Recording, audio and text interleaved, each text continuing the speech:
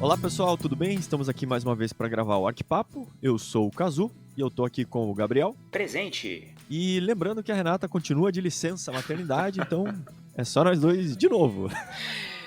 Então hoje a gente vai falar de um cara super controverso, né? Um arquiteto que a gente já falou sobre ele aqui no Arquipapo, né? A gente falou em algum episódio sobre erros, né? Erros acontecem, uma coisa assim. É um episódio, inclusive, que vale a pena Sim. você ver que tá muito engraçado. Episódio bem antigo, erros acontecem. Então a gente vai falar sobre o Calatrava, Santiago Calatrava, grande arquiteto espanhol, não é isso? Exatamente. Então vamos lá.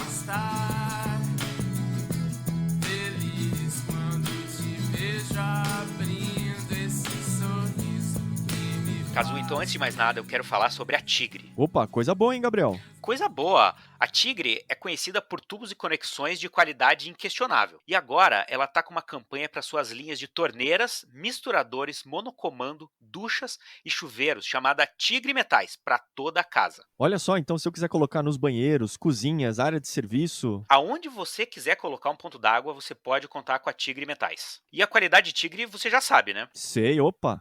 A durabilidade que todo mundo conhece agora vem com um design que merece ficar do lado de fora da parede. Olha só, e design é uma coisa que a gente valoriza demais, hein, Gabriel? Demais. Então, se você quiser complementar a estética do seu espaço, Tigre Metais é a melhor escolha. Você pode conhecer toda a gama de produtos no site da Tigre. Maravilha!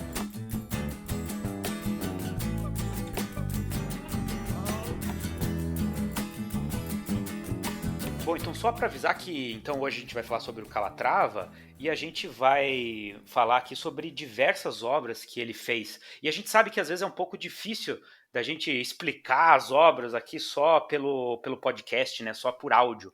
Só Então, por palavras, só por né? É palavra, uma abstração grande. ainda mais o Calatrava, né? Vocês vão ver que a gente teve alguma dificuldade de explicar algumas obras dele. Sim, teve umas que a gente, tipo, desistiu, falou, Desistimos. não dá pra explicar. Então, para os nossos contribuintes lá no PicPay, a gente vai mandar para eles um arquivo com todas essas imagens das obras que a gente falou, né? Lembrando que os nossos assinantes do PicPay, eles participam de um grupo especial lá no Telegram. Então, através de lá, vocês vão receber esse arquivo de imagens para vocês, para ajudar vocês a acompanhar o episódio, tá bom? E lembrando, então, quem quiser contribuir com o Arquipapo, a gente tem um plano de contribuição mensal lá pelo PicPay, então é só procurar pelo @arquipapo, e aí você, além de entrar nesse grupo do Telegram aí que o Gabriel falou, a gente também faz sorteios mensais lá, com brindes e livros que a gente sorteia pro pessoal, beleza? Então vamos pro episódio, Gabriel? Vamos lá!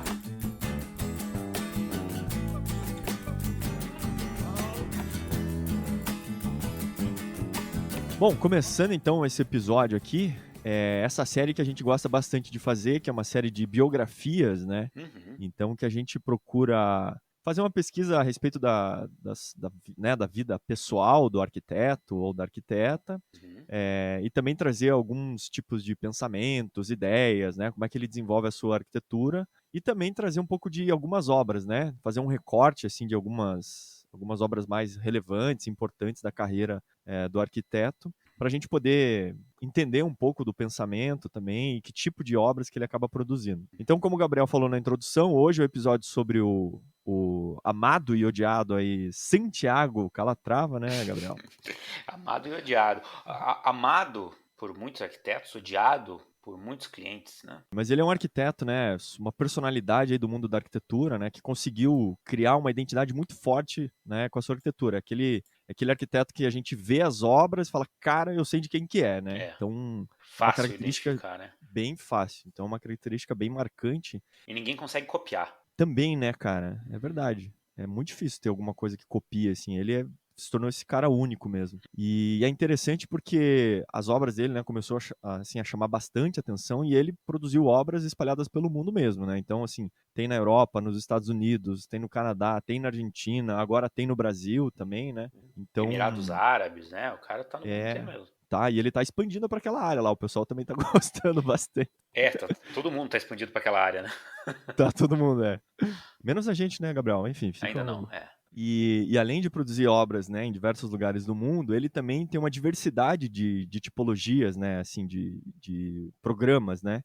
Então, trabalha desde museus, terminais de transporte, pontes, né, que é uma coisa que ele faz bastante, pavilhões, escolas, Habitação. estádio, habitação, arranha-céu. Então, assim, o cara também transita, né, em diferentes áreas assim de produção de arquitetura, que é muito interessante. Sim, pontes, né, inclusive, o cara fez várias pontes aí no mundo inteiro. Bastante, cara. Isso é uma coisa que. E é muito difícil, né, para um arquiteto fazer ponte. Estranho, né? Pois é, mas é porque ele não é Mas. apenas um arquiteto, né. Exatamente. Então vamos contar um pouco da formação dele? Vamos lá. Vamos lá. Então, ele nasceu em Valência, na Espanha, em 1951, e atualmente, então, ele está com 69 anos. E ele comenta que em 68 ele entrou na Escola de Arte de Valência, né, que era um tema que ele gostava bastante, essa coisa da história da arte, do desenho, né, da representação artística. E nesse período também que ele está estudando a arte, ele faz algumas viagens pela Europa, né, para poder ampliar assim, a sua visão de mundo, digamos. E uma dessas viagens que ele cita que foi bem marcante foi para Paris, e visitou a Catedral de Notre Dame, Sim. né, que, enfim, é uma arquitetura magnífica, assim, e ele comenta que quando ele chegou lá na catedral, ele falou, putz, né, eu tinha muita vontade de ser pintor ou escultor e tal, mas quando ele viu aquilo, assim, aquela arquitetura, ele falou, cara, se eu for pintor, escultor, eu não vou conseguir produzir esse tipo de obra, né, esse tipo de construção. Então ele falou, acho que só tem um jeito, e o jeito que eu preciso, né, e a faculdade que eu preciso fazer é fazer arquitetura. Eu vi ele falando que ele entrou na catedral, né, e que quando ele viu, né, toda aquela luz entrando pelos vitrais da catedral, né, ele se emocionou e tal, e naquele momento ele percebeu que a arquitetura também era uma forma de arte e que ele então queria seguir para esse lado, para poder fazer espaços assim que emocionassem as outras pessoas também. Olha só, cara, você vê, ó, ficou marcado, né, a Uhum. arquitetura com esse poder aí todo, hein. Então ele acaba ingressando na faculdade, né, faz a graduação lá em Valência e se forma em 1974. E aí ele fala: "Putz, acho que a arquitetura é legal e tal, mas talvez eu precise complementar a minha formação". É. E daí ele foi estudar engenharia civil, né? Exato. É, Aí ele foi para Zurique. foi para Zurique. E ele falou assim que ele foi estudar engenharia civil porque ele queria entender mais da materialidade da arquitetura mesmo. Ele queria entender aquele monte de conta que faz as obras ficarem em pé, né? Aham. Então, assim, eu acho que apesar dele ser formado, né, em engenharia civil, a sua essência é sempre na arquitetura, né? Ele é um arquiteto, ele fez Sim. engenharia civil, pelo que eu entendi, era uma forma de complementar a sabedoria dele nessa área das construções aí, né? Uhum. Mas é legal, né, pensar que, assim, é um cara que resolveu mergulhar de cabeça mesmo, né. Falou tipo: Uhum. "Meu, para construir é legal entender arquitetura, mas se eu entender estruturas e como é que isso se comporta, ia ser mais fantástico ainda, né". É isso mesmo. E fez um doutorado depois também, né? Também, cara. Continuou e fez um doutorado. Cara E daí ele estudioso. termina o doutorado em 81, né. Uhum. E aí ele começa a vida profissional, né, e ele diz o seguinte, que, ele abriu o escritório, né, como a grande maioria dos arquitetos abre, não tem muito projeto para fazer. Uhum. Então, era um momento que ele foi tentando, assim, fazer parcerias, né, então ele tinha alguns colegas e tal, e os projetos que iam surgindo para ele era fazer alguns detalhes, às vezes como arquiteto, às vezes como engenheiro, mas, tipo, algumas coisas de, por exemplo, sacadas de prédio, sabe, alguns anexos de edifícios, estações de ônibus, sabe, algumas coisas bem pontuais, assim. E ele comenta também que ele não era esse cara, tipo, de muitos contatos, assim, né, que tem Sei. essa habilidade de socialização, de conseguir, né, assim, enfim, vender a ideia de fazer projetos e arquitetura, né. Então, ele comenta que um dos caminhos que ele achou para poder produzir arquitetura foi através dos concursos, né. Então, ele começa a participar bastante isso, né, vislumbra isso uma possibilidade de, independente dos seus contatos, de poder mostrar a sua arquitetura e tentar, conseguir projetos, né. E é legal que numa escala, assim, maior, né, e também que tem um impacto bastante, que normalmente são projetos públicos, né, então envolve entender mais a dinâmica das cidades, das pessoas, da circulação, etc. E ele comenta que um desses projetos que foram bem marcantes no começo da carreira, que talvez seja o projeto que realmente impulsiona, né, o escritório dele, foi quando ele ganha o concurso para uma estação de trem em Zurique, na Suíça, Hum. que é o Stadenhofen. Olha. Gostou aí da minha Porra, pronúncia, Gabriel? gostei, cara. Pô, você tá bom de pronúncia, hein? Tá, obrigado. Isso aí é bastante essa. Nem Mas colocou lá no Google para ele falar, né? então ele falou que a partir desse projeto, desse concurso de Zurique, ele sai, né, do escritório que era só ele para ter que contratar 30 pessoas. Porra. Então, aí ele falou, bom, aí realmente eu falei, bom, então eu preciso ter um escritório e esse negócio vai ser de verdade, assim, né? Ele, se eu não me engano, até mora hoje em Zurique e tal, Ele então, fez faculdade de engenharia lá em Zurique, né? E daí eu acho que ele isso. ficou para sempre, né? Não sei se ele, enfim, voltou depois para Espanha, mas ele foi morar lá na década de 80 e hoje ele também mora lá. Então, talvez ele tenha ficado por lá mesmo, né? Porque daí depois ele até vai abrindo outras sedes, né, do escritório pelo mundo, mas aí outras pessoas vão tocando, né? Eu Uhum. sei que no Emirados Árabes, se não me engano, é um dos filhos dele, né, que é Ah, o é? Mikael, Porra. que é um dos caras que toca o escritório por lá, né? Bom, daí ele, enfim, começa a produzir, né, diversos projetos depois. Acho que Uhum. a gente até vai citar alguns, né? Sim. Mas contando um pouco também dessa produção de arquitetura, né? Do processo criativo que Uhum. ele adota, né? Então, muitos críticos, né, chamam ele de, assim, como arquitetura estruturalista, né? Que consegue olhar para a parte das estruturas também como uma forma estética do próprio edifício, né? Outros também, alguns críticos chamam ele desse que faz essa produção da arquitetura do espetáculo, né? Essa coisa de produzir arquiteturas que chamem atenção assim no mundo inteiro e se transformem em ícones, né? Não dá pra. Ninguém pode falar que não chama atenção, né? Né? Porque é bem, né, enfim, grandioso, diferente, né? E grande parte das obras deles até se mexem, né? Então Uhum. abre, fecha, porra, não sei o quê. Então chama atenção. Com certeza é um espetáculo, né? Com certeza, cara. Querendo ou não, É né? espetacular, né? É espetacular. E eu acho que assim, ele também vai dizendo, né, as suas referências, né? Então, cita-se muito, né, a questão do Eero Saarinen, né, que para ele é uma referência muito grande, né, com a utilização de formas orgânicas que o Saarinen fazia bastante. Uhum. Eu acho que também aparece bastante a questão do organicismo, né, tanto do Gaudí quanto do Frank Lloyd Wright, que eu acho que também Aham. são referências super importantes. Muita gente o compara com o Gaudí, né? Enfim, Uhum. são compatriotas, né? Então, e os dois também fizeram. O Gaudí também fez uma arquitetura que nunca também foi copiada, uma coisa muito única, né? Então rola Uhum. essa comparação aí.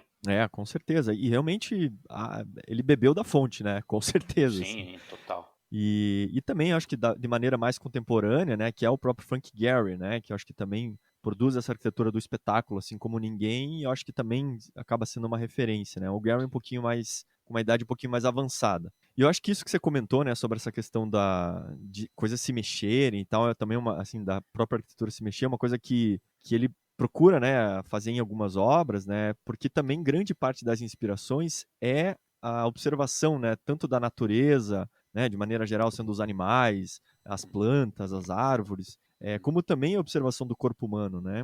uhum, Então, isso é uma coisa que ele cita como uma parte de referências muito importante para ele, porque ele vê nesses elementos da natureza, essa coisa da perfeição, né, de como a natureza se comporta, e a partir disso, a gente consegue entender um pouco desses movimentos, né? Um pouco desse equilíbrio, dessa harmonia que a natureza tem, e ele procura, de alguma maneira, transportar isso para a própria arquitetura, né? uhum. Então, é interessante, assim, como ele absorve bastante esse tipo de referência. É. Essas referências que ele tem, até uma coisa que eu tava pensando, né? Outros arquitetos europeus, como Henri Koolhaas, Richard Rogers, Norman Foster, né? Eles Uhum, têm as inspirações deles são muito conceituais, né?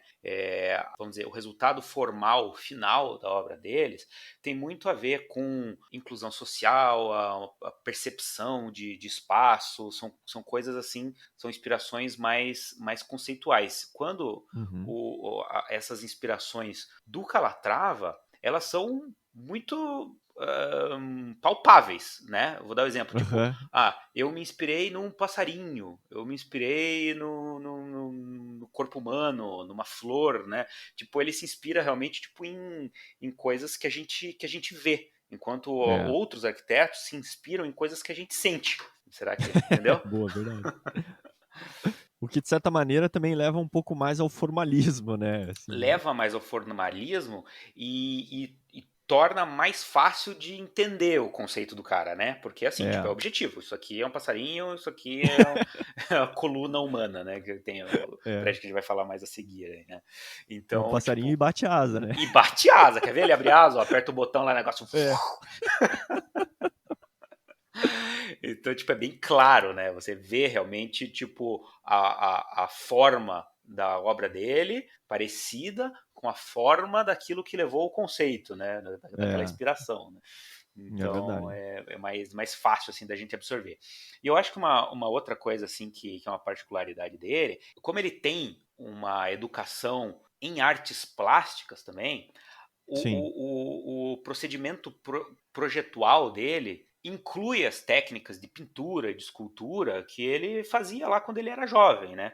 Então ele é um cara que ele pinta muito e muitas das obras dele nasceram, né? Muita da produção Uhum. arquitetônica dele tiveram início nessas pinturas, dessas esculturas, né? Que é uma coisa muito legal, né? Tipo, a gente vê que o cara realmente é um artista completo, né? Tipo, ele faz Sim. escultura, faz pintura e faz arquitetura também, né? Então, e é muito legal ver, depois da obra pronta, ver os primeiros rascunhos que ele fez, né? Que são É. verdadeiras obras de arte, né? São quadros que ele pintou, né? Que acabam se transformando, tomando uma tridimensionalidade, é construído e, porra, vira uma arquitetura, né? Isso é fascinante mesmo, assim, Uhum. parece um profissional quase que completo, né? Assim, porque, e até é interessante isso que você falou dessa produção de desenhos, porque muitas das obras ele vai juntando todo esse catálogo de desenhos e esboços, né? Enfim, desenhos com aquarela também, e acaba produzindo até um livro, assim, né? Hum, Que aí fica como registro histórico dessa evolução da ideia, né? legal. Então é bem legal, assim, até vi alguns vídeos dele fazendo ali a pintura e ele vai lá, põe o seu jaleco, assim, né? É. Tipo, vou me lambuzar agora, É. né? Então começa, tipo, com o desenho, ó, né, com lápis ou, né, enfim, desenho mais à mão Tinta, livre. E daí isso, daí conforme vai passando, ele vai trazendo tinta, aquarela. Então, assim, meio que essa coisa da deixa o pensamento ir fluindo e trazendo referências, né? É bem essa coisa meio artística mesmo, assim, aquele cara que vai lá, vai se isolar num quarto e é. dali vai nascer um grande prédio, né? Exato, cara. Então, Não, e ele fala o seguinte, ele falou, pô, graças a Deus, eu tenho excelentes profissionais comigo que fazem essas pinturas, esses devaneios, esses sonhos virarem arquitetura, né? exato. Que, tipo, é um grande passo, né, de uma coisa para outra. É, exato, é. Então, e aí ele procura deixar bem claro, né, assim, que isso aqui são conceitos, ideias iniciais, né, mas é a partir disso que a gente produz a arquitetura, mas para chegar até a arquitetura, aí tem todo um trabalho, enfim, extremamente técnico para se chegar a isso, né. Exato. Você também comentou sobre esculturas, né, ou Uhum. maquetes, assim, então é uma coisa que ele também produz bastante, tanto maquete quanto protótipos das estruturas, né. Uhum. Então, até comenta-se que na Suíça ele tem uma pequena fábrica lá onde eles conseguem simular bastante esse tipo de produção, assim, sabe. Uhum. Então, como é que essas engrenagens vão se conectar, essas articulações das estruturas, né. Então, lógico, tem muito cálculo envolvido, né, mas também a produção disso numa escala muitas vezes real também permite, né, facilitar o processo de entendimento tanto deles quanto do próprio cliente, né, para a execução da obra depois, né. É tipo laboratório, né? O cara faz um monte de experimentos lá, né? Uhum. O que é, e a gente vê isso daí, tipo, em vários desses grandes escritórios, assim, né? Tipo, os caras têm uma produção de protótipos e maquetes, assim, muito grande mesmo, né? Eles É. estudam realmente todos os conceitos ali em três dimensões. Acho que os caras têm tempo para isso, né, Gabriel? Sei lá, tempo, dinheiro. Dinheiro os caras têm, né, cara? Tem, Porra, né? não fala Daqui a pouco nisso. a gente acha um caminho desse. É. Eu acho que também tem uma reflexão que é interessante, que eu vi alguns críticos falando sobre essa questão da estrutura do edifício, né? E eu acho que um entendimento, assim, que eu achei interessante é que muitas vezes em projetos de arquitetura, a parte do sistema estrutural, né, ou enfim, como o edifício realmente fica de pé, tem uma participação muito funcional, né? Então ele não tem necessariamente uma aparência física ou externa, assim, né? Muitas vezes a gente procura até esconder parte das estruturas. Daí, assim, até fazendo uma avaliação, o Santiago Calatrava, ele traz esses elementos de estrutura e ele entende assim, olha, isso aqui também faz parte da arquitetura, né? Uhum. Quando o elemento de sustentação é importante, ele também cria o espaço, né? Então ele também produz arquitetura. E eu acho que uma coisa que ele se permite muito nisso é entender que esses sistemas estruturais, fazendo parte dessa capacidade de produzir, né, de formar o espaço de arquitetura, ele soma tudo isso, né? Então ele fala, a arquitetura é, além da estrutura, as vedações, os espaços, mas isso também pode trabalhar de uma maneira muito mais harmoniosa, né? Sim. Então, eu acho que esse é um mérito muito grande que ele tem, assim, e eu acho que por isso que revela que quase todas as obras, as estruturas são muito evidentes, né?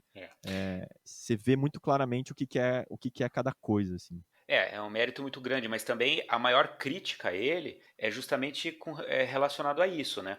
Porque essa ideia de trazer a estrutura como elemento estético já era feita pelos brutalistas lá no começo do modernismo, né? E Sim, depois verdade. pelos high-techs, né? A gente pode ver lá no Centro Pompidou, por exemplo, que é o maior símbolo high-tech, né? Da arquitetura high-tech. Agora, a crítica é justamente então, é a crítica que algumas pessoas fazem ao Calatrava é justamente que não é que ele valoriza estruturas, que ele coloca a estrutura como um elemento estético. A crítica é que ele faz uma estrutura muito mais complicada e muito mais robusta só para ela ter uma estética diferente. Uhum. Né? Tem uma diferença um pouco tênue, né? É tipo É, você verdade. pegar a estrutura e deixar ela e trazer ela como um ponto formal muito grande, e o outro é você fazer um formalismo em cima da estrutura para que ela Da tenha a estrutura. cara do negócio que você quer ter, entendeu? Caraca! Mas é verdade, complexo essa discussão, né? Interessante, cara. Então, assim, também é o calcanhar de Aquiles dele isso daí, né? Tipo, Também, é um, a arquitetura, quer dizer, a estrutura não só como função, né? Como função muitas vezes estética. E aí Uhum. pode ter certos excessos. Exatamente. Né? Então, tipo, por exemplo, você vê um pilar lá, muito maluco, tá, mas o negócio, tipo, o negócio é gigante, tá fazendo 500 mil curvas que não precisava ter, sabe? Diferente do brutalismo, né? Que, porra, era realmente a valorização ali da estrutura, tudo do high-tech lá que você vê, tipo, pô, os tirantes todos, né? Uma coisa que é toda funcional, realmente, né? Eu acho que é por isso que ele é tão amado e odiado, né? Tem várias maneiras de se olhar para a própria obra dele, da produção que ele tem feito, né? Então Uhum. é interessante, assim, né?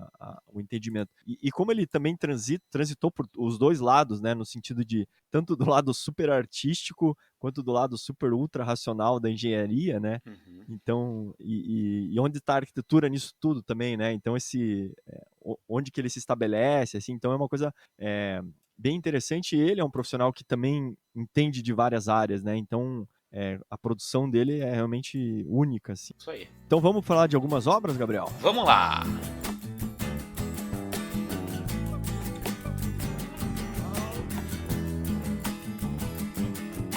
Uma das principais obras do Calatrava é a Cidade das Artes e da Ciência, que fica em Valência, que é justamente a cidade natal dele. Né? E esse foi um projeto que se estendeu por mais de uma década aí, né? E tem todo um simbolismo por ser na cidade natal dele e tudo mais, né? Então, vamos começar do começo, né? Vamos, é sempre É, bom. Então, tipo, no começo da década de 90, lá, o governo de Valência resolveu fazer um museu de grande, que fosse, tipo, super importante e trouxesse a cidade, né, para a cena artística internacional, né? Então eles Uhum. separaram lá um terreno gigantesco lá, 35 hectares, e foram preparar o programa e o que teria lá naquele local. E houve um concurso, né, uma competição que o Calatrava ganhou em 1991, que na verdade esse concurso não era para construir todo o complexo, né? Era para projetar apenas uma torre de telecomunicações, né? Caraca, é mesmo? No mesmo ano aí o Calatrava acabou sendo contratado para desenvolver todo o complexo, né? E eu acho que essa Uhum. torre de telecomunicação nem tem lá. Nem foi feita, né? É. E ele fez esse projeto junto com outro arquiteto chamado Félix Candela, que também é espanhol, ele é madrilenho, né? E ele é um arquiteto que é mais velho que o Calatrava, Mas se você for ver algumas das obras dele, tem muita coisa que o Calatrava dá para ver que se inspirou ou aprendeu com ele, né? Então ele é Uhum. muito conhecido, o Candela é muito conhecido por redefinir a relação entre a arquitetura e as soluções estruturais. Olha aí. Nossa, olha aí. É isso. A Então, chave do sucesso. exato, né? Então, tipo, ele conseguiu trazer, assim, tipo, novos jeitos de utilizar o concreto, né? No começo do século XX. Uma das Uhum. obras mais famosas dele é o restaurante Los Manantiales, na cidade do México. Então, se você tiver curiosidade aí, procura Los Manantiales, você vai ver que tem muito a ver, depois as obras posteriores aí do Calatrava tem muito a ver com isso, né? Também, tipo, é interessante, assim, uma parte, assim, é interessante ver que esse Candela aí, ele é contemporâneo do Oscar Niemeyer e também trabalhou com muitas formas curvas aí no concreto, né? E então, Uhum. tipo, o trabalho dele tem alguma relação aí com o nosso herói brasileiro do modernismo. Bom, então o projeto aí que o Calatrava desenvolveu para a Cidade das Artes envolve vários edifícios, tá? A torre de telecomunicações realmente não foi feita, né? No Uhum. lugar onde era para ter a torre de comunicações, hoje tem uma Opera House, né? Que é o Sim. Palácio de las Artes, que é, na verdade, tipo, o ponto mais oeste da cidade das artes e é um grande ponto focal, assim, de todo o complexo, né? Uhum.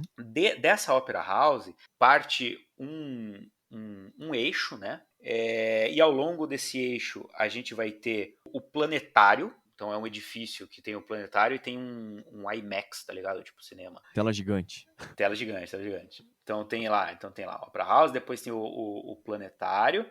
Aí tem um grande museu, né? O Museu de Ciências, Príncipe Uhum. Felipe.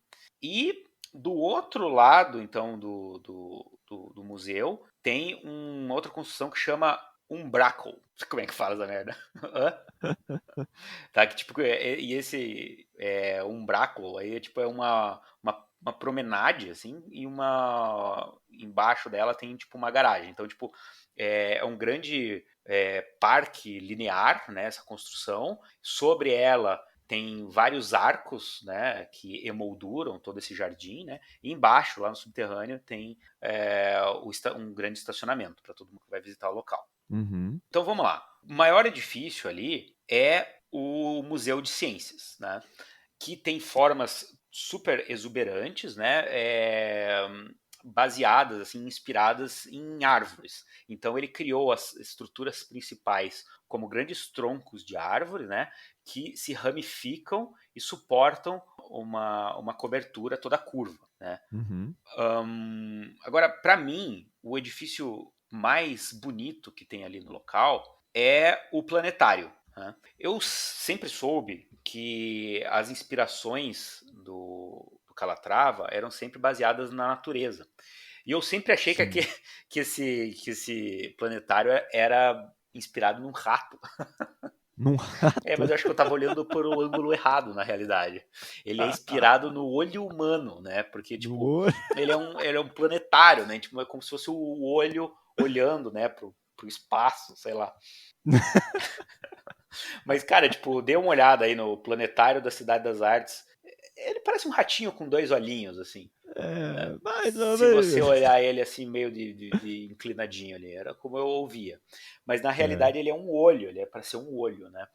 É que Então, como tipo, se ele, como tem um espelho d'água, assim, ele faz meio olho, né? exatamente, tipo, ele é como se fosse Daí, meio olho, só que o espelho meio olho. d'água reflete a outra metade do olho, tornando o olho cheio ali, né? Exato. Então, E não é tipo, cheio de lágrima, né? não, Nossa. bom, sei, pode Foi ser, mal. né? Porque como é o espelho d'água ali, né? Pode ser poesia aí da lágrima, né? Mas ele tem motivos pra estar chorando, depois a gente vai ver isso. Mas a gente vai falar dos problemas já enquanto a gente fala das obras ou deixa pro final os problemas? Ah, acho que deixa pro final, né? Tá. Então, então, tipo, esse planetário, tipo, ele tem uma grande cúpula de concreto no centro dele, que é, entre aspas, aí, a pupila do olho, tá? Sobre essa pupila tem toda uma estrutura metálica que cobre a cúpula de concreto, tá? Dentro da cúpula de concreto é o IMAX, não, o Tá. cinema. sobre essa cúpula de concreto tem toda uma estrutura metálica que são, entre aspas, de novo, as pálpebras do olho, tá? É que, Ou o tipo, cobertor do rato. ou ou o dorso do rato, né? Mas aí o que acontece? Essa pálpebra, cara, ela se abre, ela é capaz de abrir, ela tem um mecanismo Ah, você hidráulico, tá assim. brincando. Cara, o olho tá fechado assim, tipo, daí aperta um botão e abre, né? Puta que o pariu. É importante ressaltar que Valência é uma cidade quente pra cacete. Então, essa ideia, tipo, do espaço se abrir, da pálpebra se abrir, ela serve também para que essa construção, quando a construção tá toda, quando essa pálpebra está toda aberta, ela fique super ventilada, sabe? Uhum. E dispense qualquer instrumento mecânico de condicionamento do ar. Então, tipo, é super diferente o negócio, assim, quando ela tá aberta, assim, ela forma um espaço bem diferente e bem marcante, assim.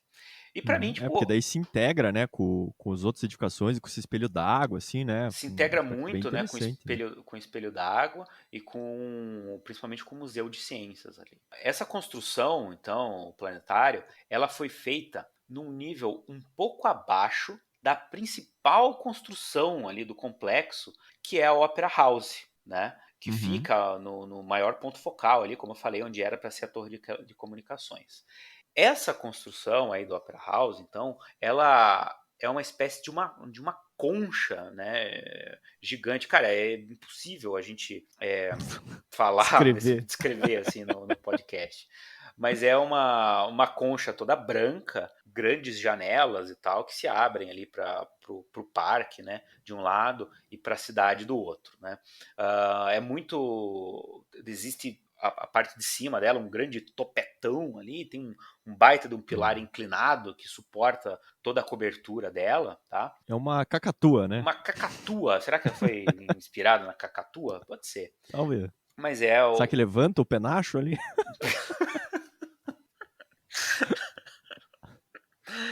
Ai, ai. E daí, anos mais tarde, então lá por 2005, surgiu a necessidade do Calatrava projetar uma outra construção para a Cidade das Artes, que foi chamada de Ágora, que é um grande salão de eventos, né, com um outro espaço de apresentações com 6 mil lugares. Né? E é uma Caraca. construção super bonita também, super clean, com um grande espelho d'água embaixo, né, uma estrutura metálica alta, né, então cria dentro ali um espaço bem imponente, né, quando você está dentro tem um pé direito gigantesco, e lá em cima tem uma grande abertura zenital que se abre também, né, para exaurir todo o ar quente que está dentro ali daquela construção. É um outro, Uhum. então ela fica, se de um lado a gente tem um grande ponto focal que é a Opera House, então a gente passa o museu, passa aquela outra promenade, Planetário. passa o planetário, e daí na outra extremidade do parque tem essa ágora, então fecha aí Uhum. esse polígono aí do parque. Bem legal, cara. Não, e uma coisa que eu tinha visto também que essa locação de vários edifícios realmente trouxe notoriedade, né, para a cidade de Valência. Principalmente uma coisa que ele citou é que quando foi escolhida essa área, era uma área que era bem degradada, assim, Uhum. né? Então era um espaço que tinha pouco atrativo, né? Enfim, meio esquecida, digamos assim, da cidade de Valência. E aí quando se teve essa oportunidade de pegar todo esse terreno e começar a trazer essas edificações, transformou completamente, né, a área. Então, e hoje se tornou um símbolo, né, da cidade de Valência. Você lembra dessas edificações, né, com certeza. E é o segundo lugar mais visitado da Espanha, então. Caramba. E eu lembro que quando a gente, assim, essas obras começaram a ficar prontas, a gente estava na faculdade, né? Cara, eu também fiz bastante relação com isso. As últimas construções da Cidade das Artes foram feitas lá por 2005, foram finalizadas em 2005, 2006, e era quando a gente estava tipo no terceiro, quarto ano da faculdade, assim. Então É, ele era um cara que estava com bastante visibilidade naquela época que a gente estava na faculdade, né? O é. Turning Torso, que a gente vai falar depois mais pra frente, também é de 2005 e era tipo, porra, uma obra fantástica de engenharia, né? Não só de arquitetura, mas é um puto esforço colocar aquele negócio em pé, né? Sim, Então, sim. a gente ouvia muito falar dele realmente quando a gente estava na faculdade. É. Que eu lembro que gerava um fascínio enorme, assim, porque era uma coisa visualmente muito diferente, né, de tudo que a gente já tinha visto, assim, então saltava aos olhos, digamos. Uhum. Legal, cara. Legal, vamos pro próximo aí?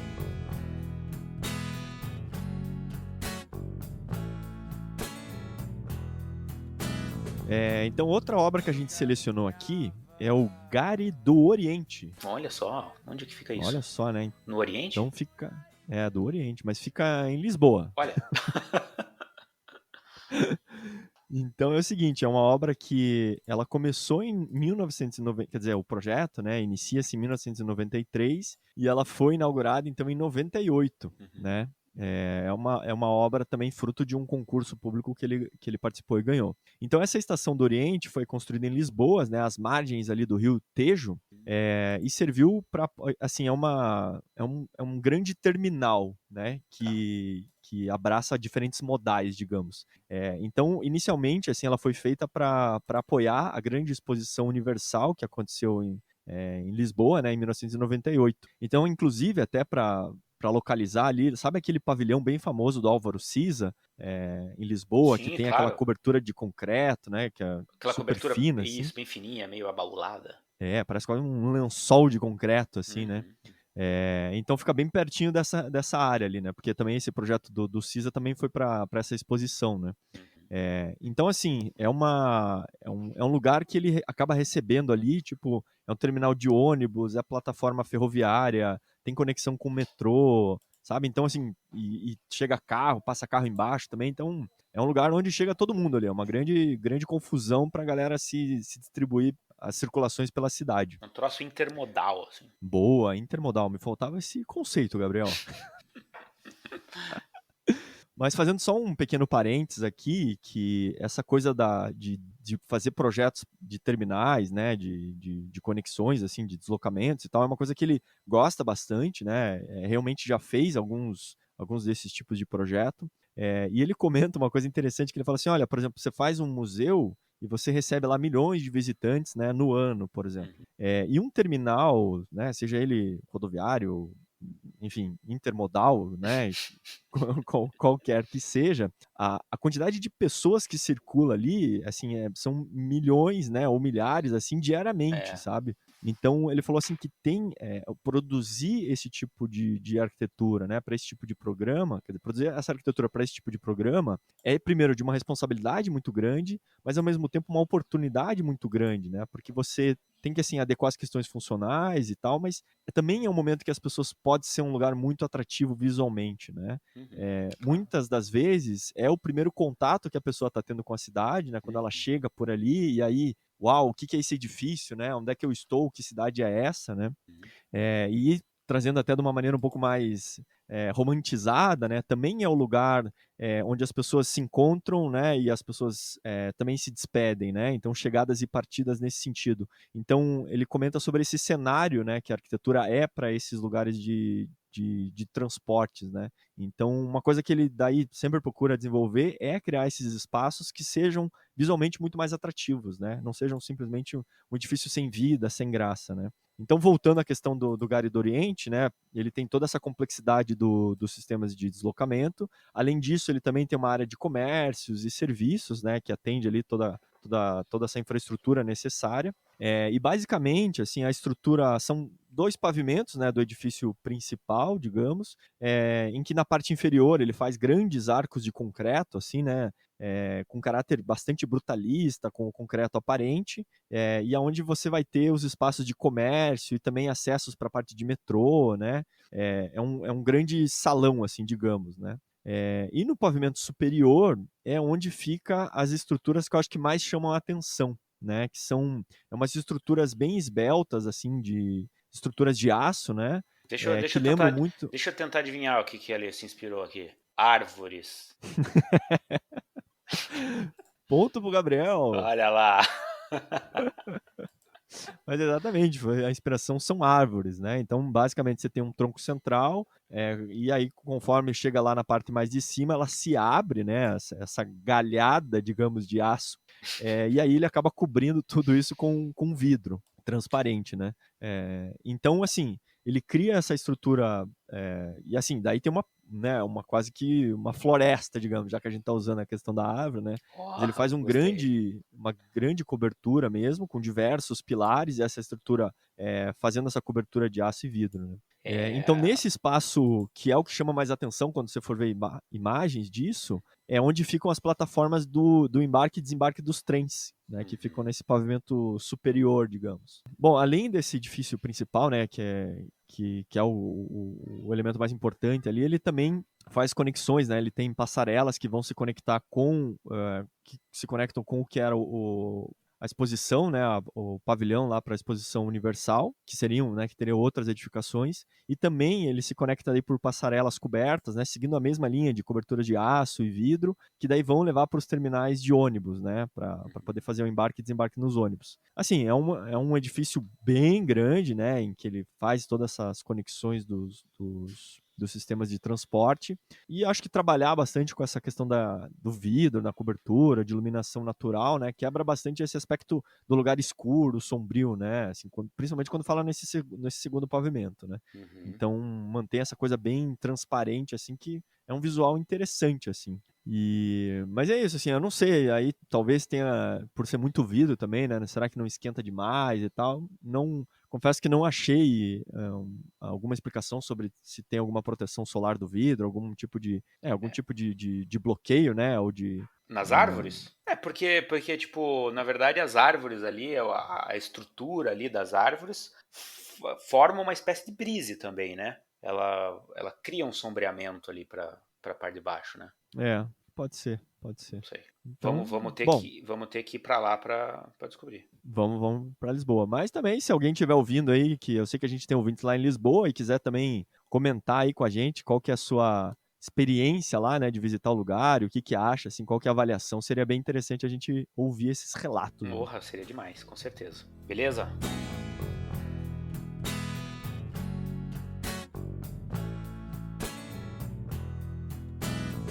Bom, e aproveitando também o embalo aqui, eu vou falar de outro edifício super É, marcante da carreira dele. minha vez, porra. Ah, você quer falar? Não pode falar. Não, agora vou eu, Gabriel. Tá, vai lá. Me atravessei aqui. Então, o outro edifício bem emblemático que a gente separou aqui é o Milwaukee, o museu, né? Milwaukee. Uhum. Difícil falar isso, né? Milwaukee, né? Sei lá. Milwaukee. Gostei mais da sua pronúncia. Então, Que a pronúncia é mais americana.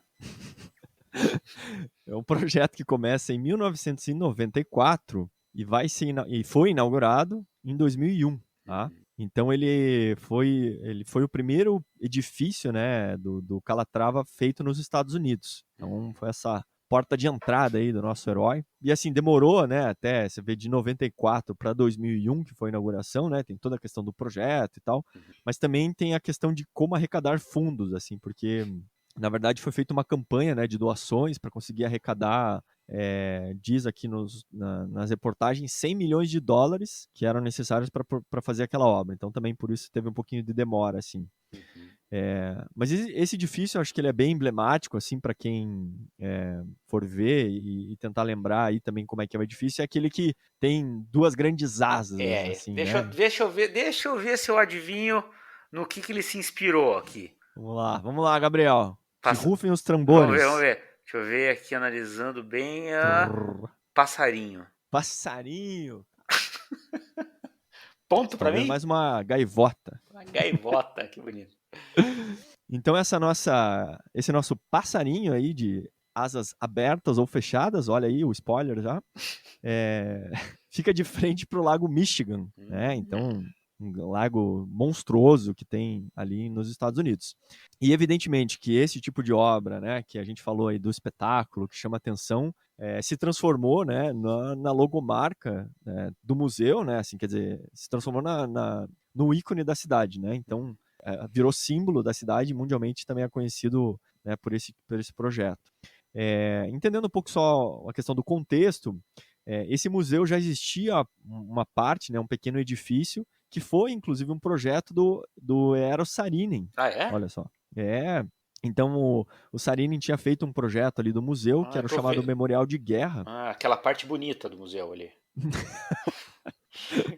É uma das partes bonitas, né? Também Sim. podemos dizer assim. Foi projetado em 1957, Uhum. tá? Em 1975, houve um outro edifício, que é o Kaller Building, que foi um projeto do David Kaller, né? Que também faz parte do complexo. Pô, o cara colocou o nome dele? Não sei se é ele que colocou, mas colocaram. Tipo Museu Oscar Niemeyer, né? Tipo isso, projetado por ele mesmo, né? Então, em 94, né, quando foi contratado o Santiago, ele foi contratado para fazer esse novo edifício, né, essa nova ampliação, que é o Quadrati Pavilion. Então, é um edifício que acrescentou 13 mil metros quadrados de áreas de exposição, de centro educacional, salas de aula, lojinha, restaurante, etc. Né? Então, o museu ele se desenvolve, né, tem um grande pavilhão assim que em que ele dispõe, né, essas salas de exposição, e muitas delas, os corredores são voltados para as laterais, então mantém essa questão do vidro e a conexão das visuais com o Lago Michigan, né? Então é uma coisa bem interessante assim que ele mantém essa relação com o entorno, né? Só que o grande elemento principal, né, que seria esse elemento vertical com essas asas abertas assim, é o elemento onde a gente tem a entrada, né, a recepção desse museu. Ah, legal. Tá? Então, ele é um elemento, tipo, também todo todo branco, né, com as estruturas verticalizadas, assim, e aí forma uma cobertura de vidro. E, assim, essa questão da verticalidade, né, que ele abusa bastante, né, eu vi em algumas fontes dizem que tem em torno de 24 a 30 metros de altura isso, né. Então é uma coisa que ela é bem grande e ela vai meio que afunilando, assim, né, conforme ela vai crescendo. Então, assim, acho que tem essa questão de lembrar um pouco essa questão de você estar entrando numa catedral, sabe? Uma coisa, né, que você fica um pouco mais oprimido, digamos, né, pela magnitude do espaço. Só que ao mesmo tempo, diferente da catedral, assim, ela esse hall de entrada é super iluminado, né? Então tem iluminação natural abundante, assim, que é uma coisa que cria um outro tipo de sensação. Dá-lhe ar-condicionado. E dá... não sei. O ar quente deve subir, né? Sei lá. Deve subir. Então, Mas esse elemento... essas asas não servem pra nada? Aí que tá. Então, na verdade, assim, essa questão das asas, a principal função dele é a função de brise. Tá? Então, quando você falou do sol, na verdade, essas asas, elas fazem bastante esse controle solar para o que entra dentro do edifício. Então, ele até comenta que ele diz o seguinte, esses elementos das asas, ele tem, primeiro, um aspecto formal, né, em que ele quis utilizar esse tipo de artifício. O segundo, que ele tem essa função de controle de iluminação solar, né, então ele vai ter sensores e conforme você tiver uma incidência solar, ele pode abrir ou fechar, o que também ajuda no controle da temperatura, e também essa questão do simbolismo que ele tem para a cidade, né? Porque esse tipo de estrutura que se abre e fecha, né? Cria um símbolo, esse ícone. Então esse era o grande desejo dele quando ele fez esse tipo de coisa. Legal. É até interessante, quem quiser dar uma olhada, existe alguns vídeos mostrando um time-lapse, né? Dela abrindo e fechando, assim. Demora quanto tempo para abrir e fechar? Então é bem rápido, na verdade, são 3 minutos e meio. Pô, legal, dá pra dar uma sensação bacana, né? Porque. Dá quase que tá batendo asas mesmo, assim. Né? Então, se eu não me engano, as asas, tipo, abertas, né? O comprimento total fica 60 metros, assim, de comprimento. Nossa. Então, é uma coisa que chama bastante atenção mesmo, assim. E eles utilizam, né? Além dessa questão do controle solar também, uma coisa que o pessoal do museu usa lá é que, assim, quando você tem inauguração de um novo tipo, de uma nova exposição, sabe? Vai ter algum evento, então aquilo ali se abre também, sabe? Então, é como esse anúncio, né? Digamos, olha, existem coisas novas acontecendo aqui. Então, é uma forma silenciosa, digamos, de avisar, né, as pessoas que tem coisas novas que estão sendo expostas lá. Então é isso, assim, esse que seria o grande ponto focal do edifício. E tem uma estrutura tensionada lá, né? Tem também. Na verdade, ele também faz uma grande passarela de pedestres, que daí também é uma estrutura, tipo, é uma ponte, né, tensionada, assim, que vai se conectar com a garagem, né, também que se conecta daí no nível da cidade, assim, sabe, que leva até uma das ruas principais ali do centro da cidade. Então é uma passarela que tem quase 100 metros de comprimento, assim, que também, né, é uma das outras marcas do Calatrava, como a gente falou, que é fazer pontes e passarelas, então ele também aproveita e faz esse combo aí, né, museu e passarelas. Pague o museu e leve grátis uma ponte. Pacotão do Calatrava.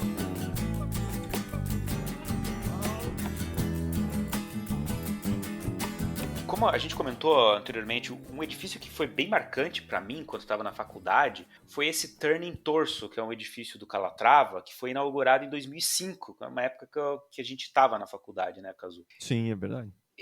Então era um edifício muito diferente de tudo que a gente tinha feito, porque ele rotacionava em seu, não que ele não era esse daí não era móvel, ele faz várias coisas que são móveis. Esse Ah, edifício tá. era fixo, mas a seção dele, né, girava. Né, ele começa tipo, como se fosse um edifício convencional, assim, quadradão, só que esse quadrado ele gira 90 graus à medida que os andares vão subindo, né? Caraca, é como se fosse uma coluna vertebral que tá se torcendo, assim, girando. Exatamente. Você achou a inspiração do cara, Kazu. Caraca. Ganhei ponto também ou não? 2-1 pra mim, hein? Olha o episódio quiz também, já. É 2-1 pra você. Hoje é tudo 2-1. Mas esse edifício, então, fica na cidade de Malmo, na Suécia. Olha só, acho que o primeiro edifício na Suécia que a gente fala, hein? Nossa, é verdade. Estamos no episódio 100 e castada, primeiro edifício na Suécia. Olha só, que legal, hein? É. E essa cidade aí de Malmo era uma cidade que antigamente era uma cidade bem industrial e tudo mais, né? E com um fenômeno que aconteceu em várias dessas cidades industriais foi a migração, né, de toda a produção industrial para a China, né, para o Oriente, né, para esses países orientais e, consequentemente, a decadência desses antigos polos industriais, né? Nos Estados Unidos fala-se muito disso nos Estados Unidos, né? Que o lugar lá onde tinha, tipo, antigamente fábrica da Chrysler, fábrica da GM e tudo mais, e acabou, tipo, todo mundo se fudeu lá, perdeu emprego, né? E Sim. até hoje não se sabe o que fazer com aquela região, né? Nos Estados Unidos lá. Mas, enfim, voltando aqui para o nosso turning torso, né? Então, Malmo teve essa história, né? Uma cidade que acabou entrando em decadência por conta da migração de serviços ali que tinham antigamente na cidade. Uhum. E então, lá no começo da década de 2000, os governantes ali da cidade resolveram que essa parte da cidade que estava em decadência deveria ganhar um certo investimento. Né? Então foi feito todo um planejamento urbano, né, para que aquela região recebesse diversos empreendimentos novos, e um deles seria um grande edifício multifuncional. Né?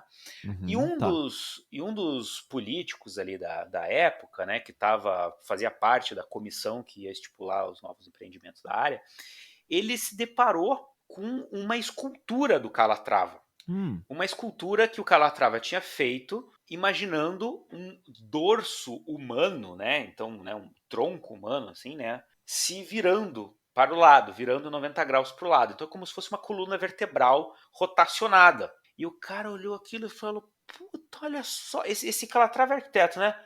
Olha só, ele podia pegar essa Olha aí. escultura e colocar uma escala em que a gente possa entrar. Pronto, está Uhum. feito o prédio. Cara, chama o homem. Chama Chama o o homem, homem. né? E foi lá falar com o Calatrava, né? Ligou para ele: Olá, que tal? Não sei o quê. E, Santiago, Santiago. e o Calatrava, no começo, ele não engoliu muito bem a ideia. Ué? Não achou legal. Porque assim, essa região aí de Malmo é uma região super plana, sabe? Construções ali de 4 andares no máximo e tal. Ele falou, cara, Hum. uma furada fazer um arranha-céu aí, sabe? Acho que a gente tem que fazer um troço mais plano, não sei o que e tal, né?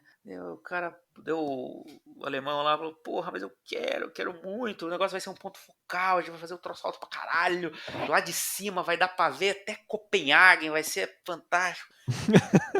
E o cara tava, tá bom, beleza, vou fazer. E pra ele Vai foi, pagar quanto? vai pagar quanto? Não, beleza, então Daí dá pra fazer. dá pra fazer. Me convenceu, me convenceu. E para o Calatrava foi um desafio especial, porque foi o primeiro edifício habitacional que ele fez, né, na carreira Caraca. dele, e foi o primeiro arranha-céu que ele fez também na carreira dele. Né? Então, tinha esses dois. Dá um Dá um medinho, né? medinho, tinha esses dois componentes inéditos aí, né? Então, ele é um edifício de 190 metros de altura, né? São Caraca. 57 andares. Porra, coisa, hein? Porra, é grande pra caralho, bicho. Primeiro arranha-céu, pô, começou bem. Começou bem, né? E de fato, lá de cima, realmente dá pra ver Copenhague. Tipo, dá pra ver a Suécia inteira lá de cima, eu acho. E ele é É dividido. Copenhague na Dinamarca, né? Então, é na Dinamarca. Dá pra ver realmente Copenhague, que é a capital do país vizinho, né? É, que atravessa ali, ó, tem uma ponte ali, dá pra ver o outro lado lá. Isso. Então, dá pra ver o Polo Norte todo lá de cima. Não, aí não, né? Mas o. Então o Dá pra dar um pré. oi pro Bjarkingels. Biark, beleza. Ah, Então o edifício ele é dividido em 9 blocos, como se fossem 9 cubos empilhados, um em cima do outro, né? Só que eles giram, né, em 90 graus. As faces deles são meio curvas lá e ele gira em 90 graus. uhum, Então no centro desse edifício a gente tem um esqueleto rígido de concreto, né, cilíndrico assim, aonde tem todo o núcleo de circulação vertical, elevadores, escada, né? E para uhum, ajudar a estruturar o edifício, ele tem uma espécie de uma coluna vertebral externa, né, que fica exposta. Então é uma haste torcida que vai desde lá do térreo até o último andar e faz assim essa estruturação externa do edifício, com os braços metálicos ali para segurar todos os blocos. É fantástico mesmo, caraca, cara, fantástico. porra, Uhum. E eu vi um vídeo, né, da construção desse edifício e, porra, foi foda pra caralho construir esse prédio porra, aí, cara. porra. Cara, você viu na foto, você já é difícil entender. É. Porra, imagine na hora de construir esse bagulho, cara. Cara, Porra, pera aí, girou a planta. Não, pera aí, porra. porra, cara, muito difícil. E eles criaram uma tecnologia bacana, assim, que foi toda baseada nessa alma de concreto que tem no edifício, né? Esse núcleo de circulação vertical. Então, toda a construção é baseada, toda a construção dos andares começa com a concretagem dessa parede cilíndrica que envolve a circulação vertical. Tá? Tá. Então eles criaram um mecanismo lá pneumático assim, que eles montaram todas as formas. Esse núcleo é cilíndrico, né? Então tipo eles montaram todas essas formas cilíndricas lá. O cara vai lá e concreta isso daí, tá? Concretou, aí o cara faz o piso do andar, tudo lá. Quando esse andar tá pronto, os operários vão lá, desformam, né? Tiram a forma desse núcleo Da laje? cilíndrico, não, da Ah, vertical, da do. parede Tá. vertical. Desgrudam, só que, tipo, não jogam fora, ela fica pendurada ali num mecanismo pneumático. E daí, esse mecanismo todo sobe 2 metros. Sobe com Nossa. a galera toda, com todos os trabalhadores. Sobe 2 metros, daí eles reposicionam as formas, concretam de novo o núcleo, Ah, concretam a laje, aí desformam, aí sobe mais 2 metros e vai subindo isso daí até chegar nos 190 metros. caraca. Só que, cara, tipo, quando a galera tava lá no andar 38 lá e tal, cara, é uma ventania lá em cima. E, tipo, menos 20 graus, neve, Caralho. 4:30 da tarde já tá escuro, já tá noite. Cara, é uma situação, assim, lamentável pros trabalhadores, sabe? Lamentável. Então é uma obra que realmente chama muito atenção. É o único prédio alto da região, então ele, além de quem está lá dentro ver, chega a ver até o país vizinho, ele também é visto de um horizonte muito muito longínquo, assim, né? Uhum. Ele é realmente um ponto focal de várias partes ali da Suécia e da Dinamarca. E evidentemente foi um desafio construí-lo, né? Parabéns aí aos engenheiros envolvidos. Parabéns a todos os envolvidos. Parabéns. Palmas a todos. Vamos. Beleza? Beleza, cara. Eu tô tentando entender essa planta, porque ela é uma planta bicuda aqui, né? Só pra Exatamente. informar. Ele não é um quadrado perfeito, ele é uma planta bicuda, porque ele tem que fazer essa torção. Esse giro, né? É. É. Então, os primeiros, eles são, acho que 9. Bom, então eles são 9 blocos, tipo, espécie de cubos distorcidos, assim, né? Se você for ver, empilhados. O primeiro ele é comercial, então tem toda a parte de estacionamento lá e escritórios. E os outros 8 lá de cima são residenciais. Então tem. Só que assim, tipo, também são plantas diferentes. Tem andar É. lá que tem 5 apartamentos, tem andar que tem 1. Então ele vai. Cada planta realmente é diferente da outra. Cara, muito legal, cara. Esse prédio é fantástico, velho. Acho que tem que se debruçar um pouco pra estudar ele, assim, né? Pra entender, assim, mas é muito interessante, porque a própria fachada, né? Ela se torce, então você também fica curioso pra entender como é que ela tá virando, como é que tá do outro lado, assim, é bem. E a parte do bico que você viu na planta é para ligar as lajes ali, o volume principal do prédio, a essa estrutura externa de sustentação, né? Esse exoesqueleto. Ó, Exoesqueleto. Legal, né? legal, cara. Então, depois desse prédio, a Suécia não quis mais construir nenhum prédio. Acabou, né? Foi uma experiência única ali para eles. Valeu.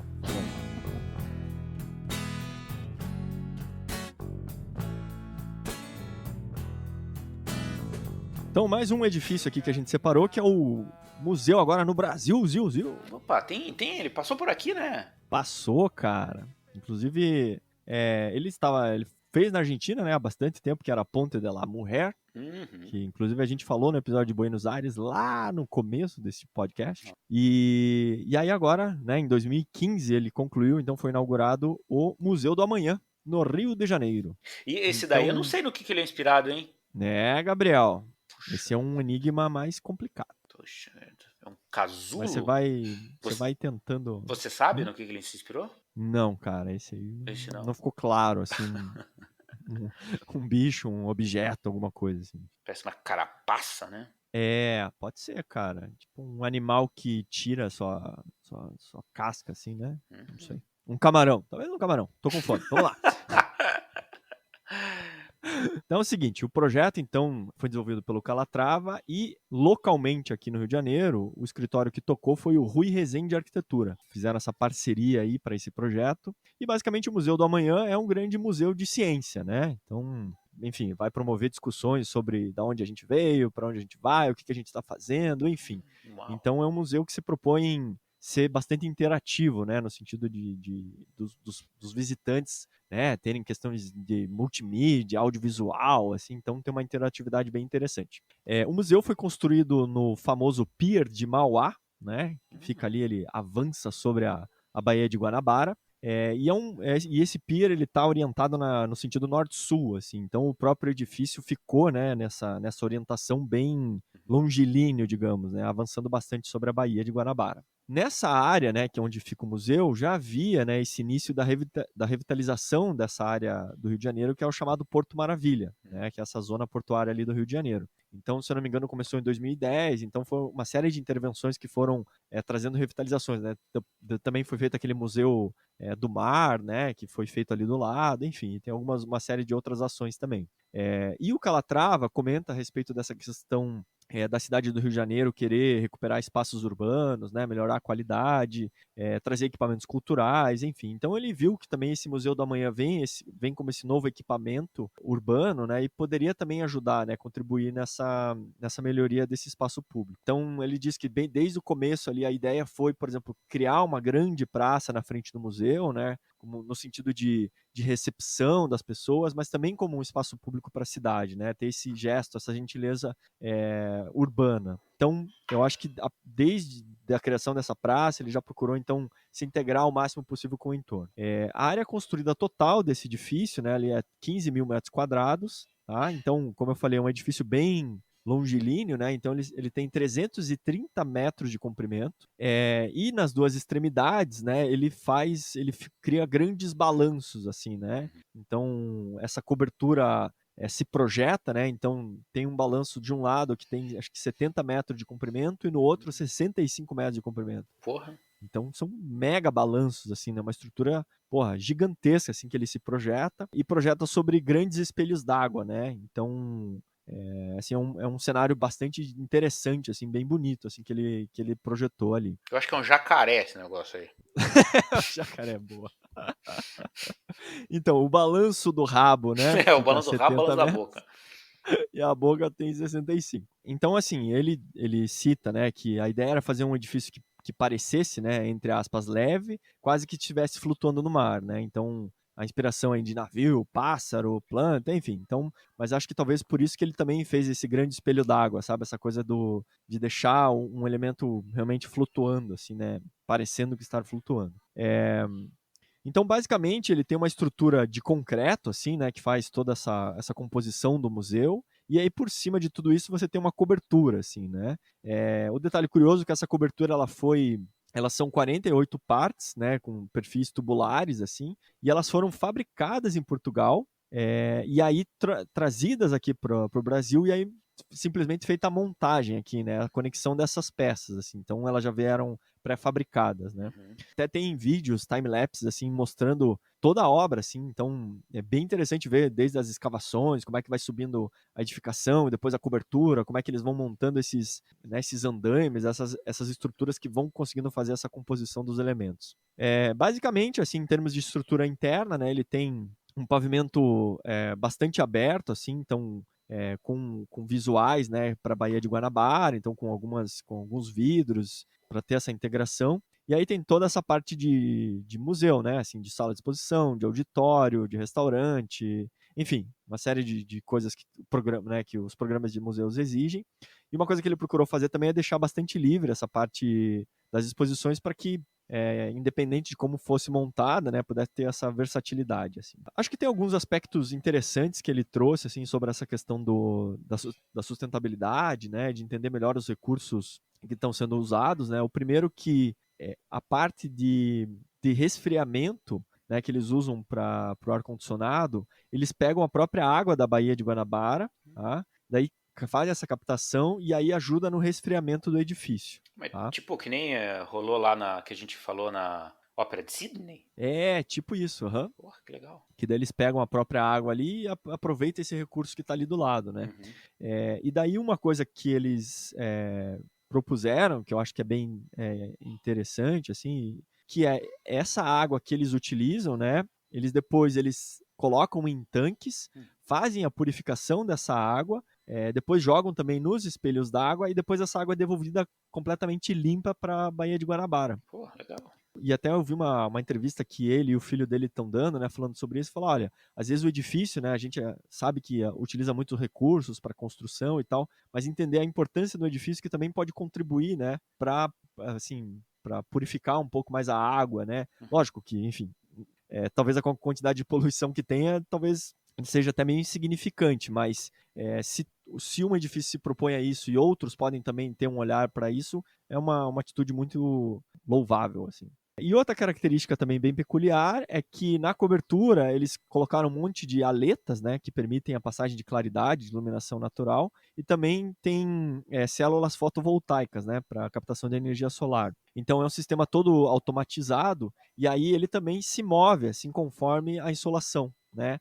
Como se fosse um girassol, assim, no sentido de que conforme o sol vai andando, essas placas também podem melhorar a sua angulação em relação ao sol para melhorar a captação. Né? Legal. E falou assim que foi um sistema bem, né, difícil de fazer, porque tem toda a questão de esforços de vento, as junções metálicas, então como que seria o comportamento dessas aletas, assim, né? Então eu acho que ele tem parte seria a proteção solar, parte captação de energia elétrica, né, que ajuda muito nessa produção da energia necessária para funcionamento do museu. Muito bom. Então é isso, cara. É um museu. Eu ainda não tive a oportunidade de visitar. Eu também não. Né? Mas eu acho que esse é um dever que a gente tem aí, como brasileiros. Ir lá pro Rio de Janeiro e visitar o Museu da Manhã. Exato. Porque, inclusive, olha só, em 2016, ele foi reconhecido com um prêmio chamado Leading Culture Destinations Awards como o melhor museu do ano na América do Sul, cara. Pô, que legal. Olha, então por sua capacidade de atração turística e dinamização cultural da cidade. Porra, então, legal. porra, né? Tem os seus méritos aí, a gente tem que dar essa moral pro Calatrava. Muito bem, parabéns, Calatrava.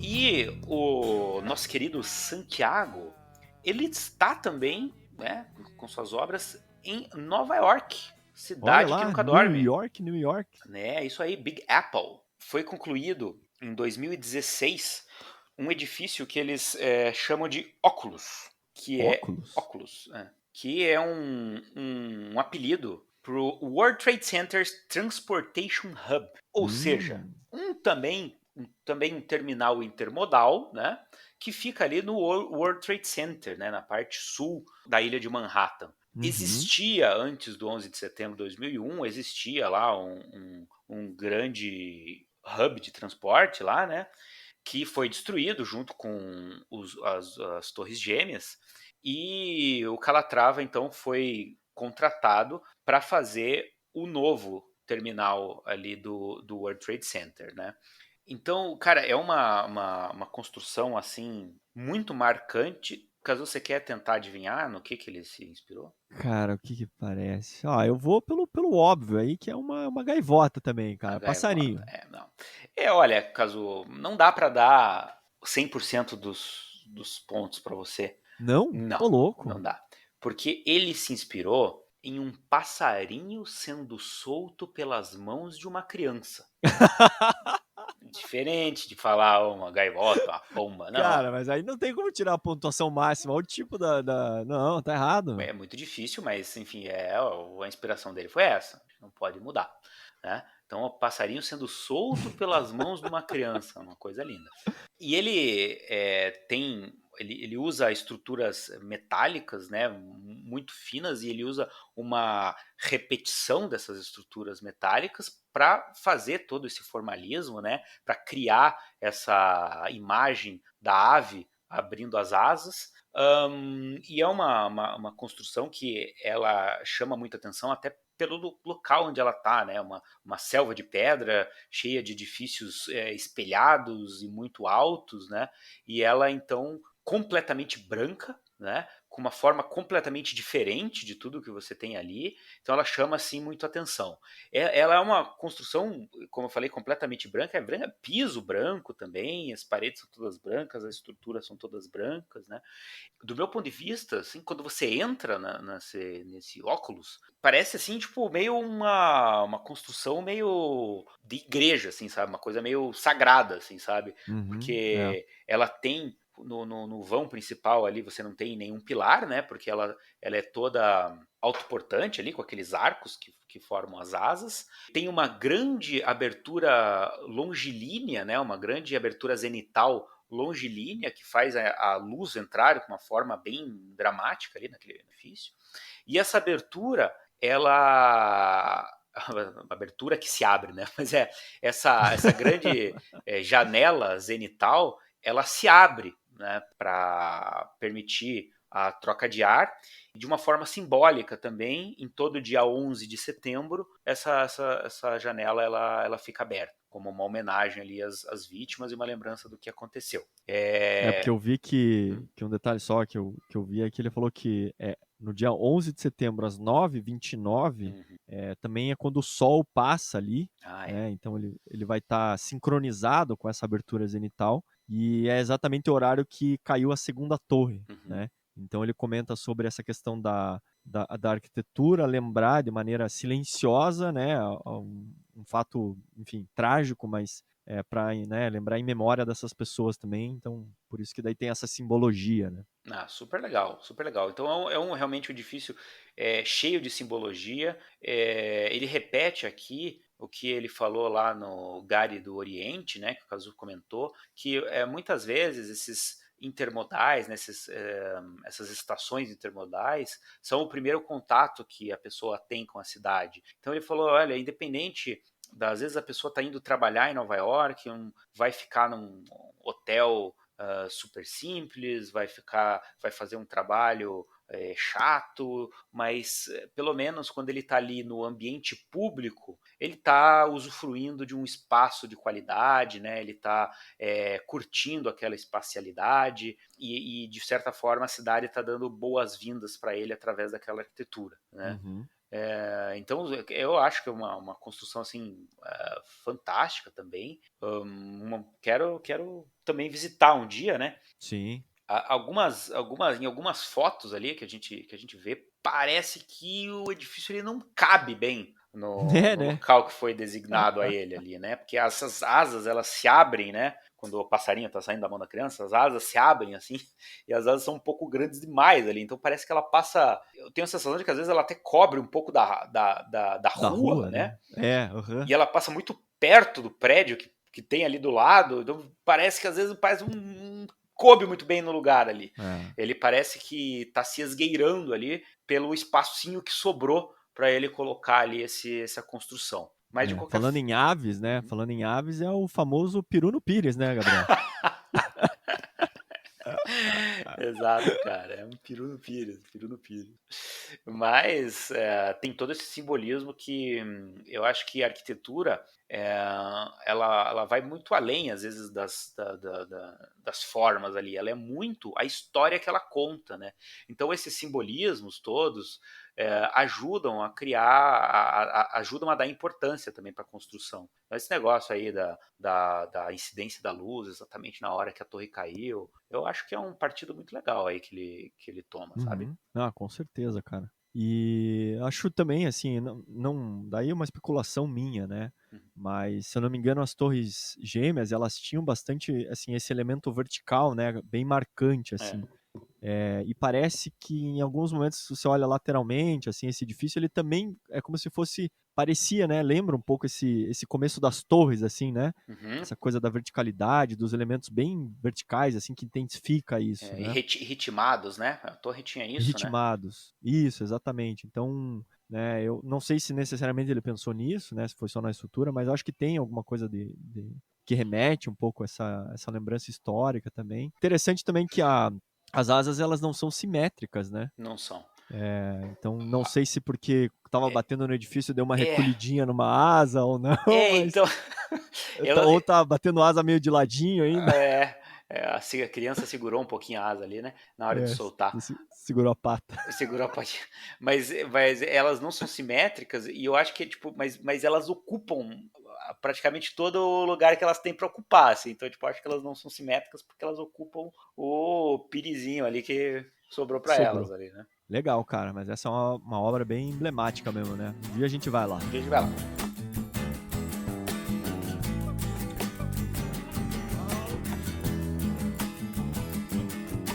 Agora, um assunto meio chato aqui, né? Ixi, Gabriel. Mas É, será que a gente quer falar sobre isso? a gente vai falar assim porque a gente tem um compromisso aqui com os nossos ouvintes de contar a verdade, né?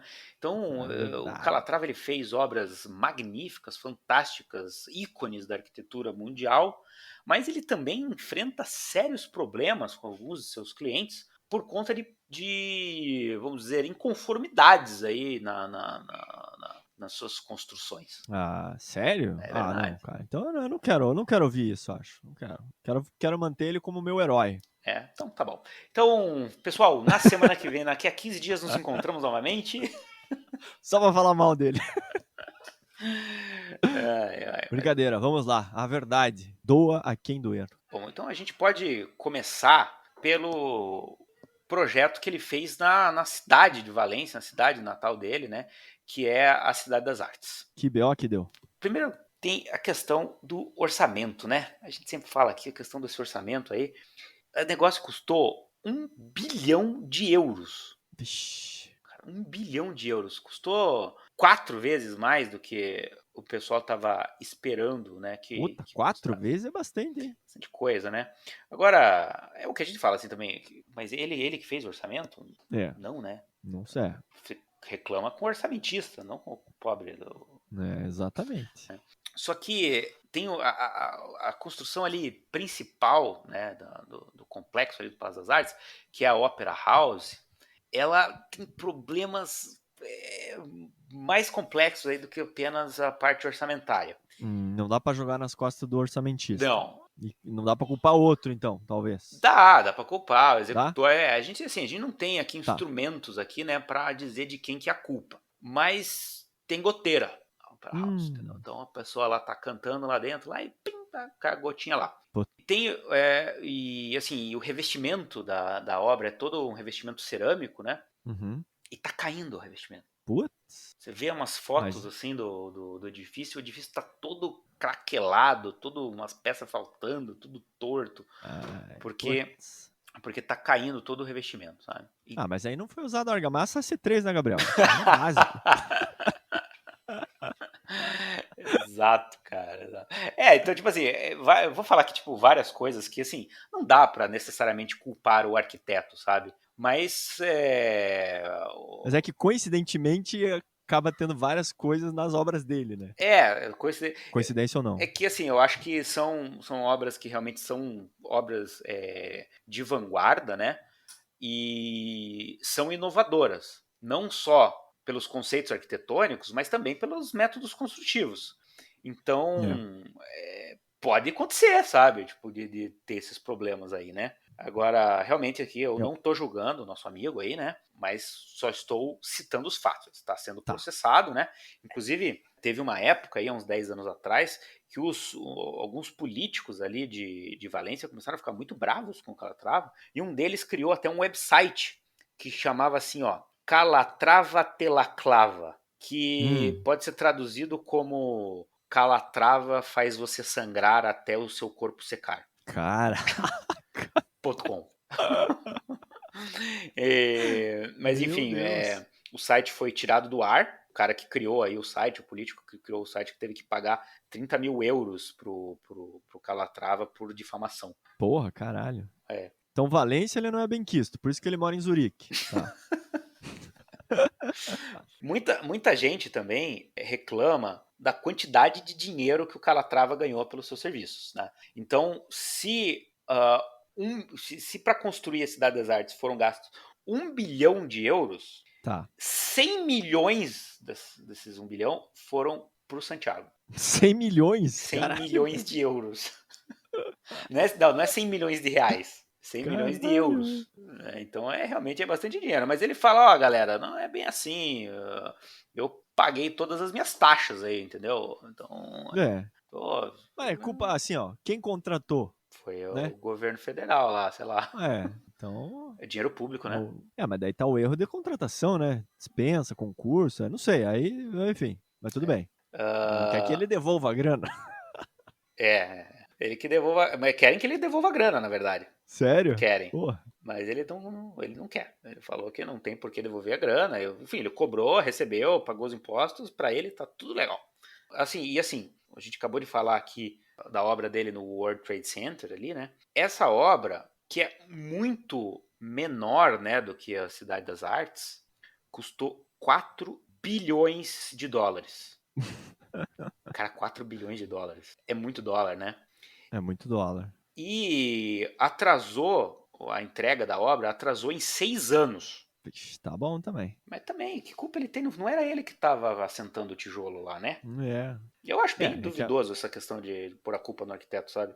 porque tem que avaliar se foi feito um processo, é porque alguém viu que tinha algum erro no projeto, né? Agora, que É. atraso, aí tem uma série de agentes aí, né, de personagens envolvidos na história que Não tem nada a pode ver, ser. né, com o arquiteto, né? Eu acho que, assim, a mesma questão orçamentária, sabe? Depende de como que a situação está sendo exposta ali, né? Não sei se deram um budget para ele, né? Tipo, um teto para ele gastar, né? Ou É. se ele criou a obra e alguém orçou em tantos bilhões, o negócio dobrou de preço depois, né?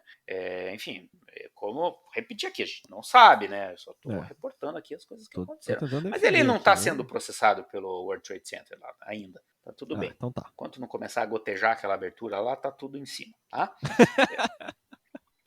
Mas a É, parada abre, qualquer coisa e fala, é pra chover mesmo. é eu sempre quis isso, né?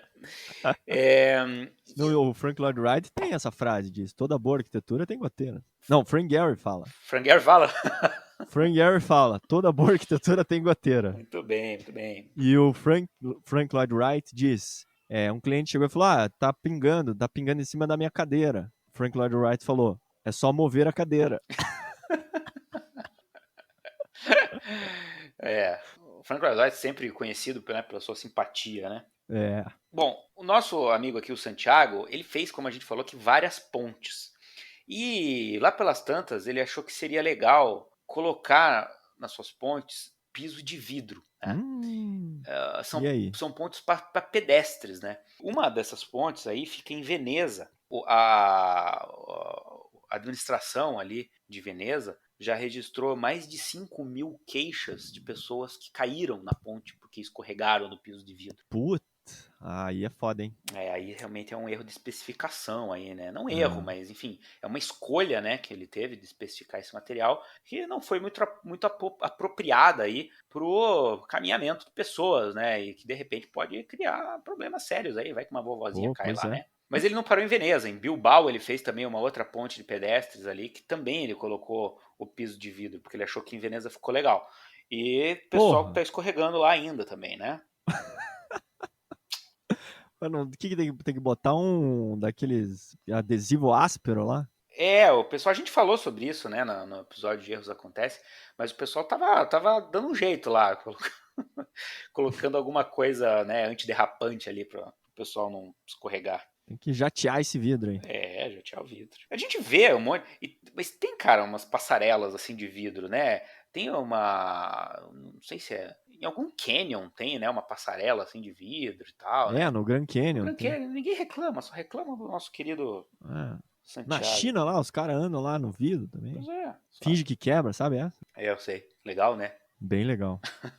No norte da Espanha, tem uma cidade chamada La Rioja. E lá tem uma adega, né, uma produtora de vinhos lá, chamada Isios. E ele fez, Uhum. né, a sede lá da adega, né, com um telhado todo curvo, assim, parecia ondas, parece uma Ruffles, assim, coisa mais linda. E Sei. você sabe que na produção de vinhos, os produtores eles se preocupam muito com o controle da umidade, porque senão a rolha pode mofar e acabar estragando o vinho. Tá. E tem goteira lá, cara. Ah, pu- Goteira, pinga em cima do vinho, cara. E, puta. Entre os veios da Ruffles? entre os desarravos. E daí o pessoal, porra, tá lá em cima dos construtores, em cima do calatrava. O negócio ali tá sendo orçado para consertar a cobertura, tá sendo orçado em quase 3 milhões de euros. E o dono da Puta bodega merda. lá quer que o calatrava pague. Porra, sério? Sério. Bom, Né? ele acha que o problema é o desenho da cobertura, Ele acha que o que é um problema desenho é errado. exatamente o desenho da cobertura. E ele também acha que o problema também é da execução. E daí foi feito o laudo pericial, falou que aquela cobertura nunca funcionou. Então tá um negócio meio mal resolvido lá também, sabe? É, que vamos fazer um parênteses aqui. Hum. Digamos que você. É porque é isso que você falou aqui antes da gente começar a falar mal dele, mas é.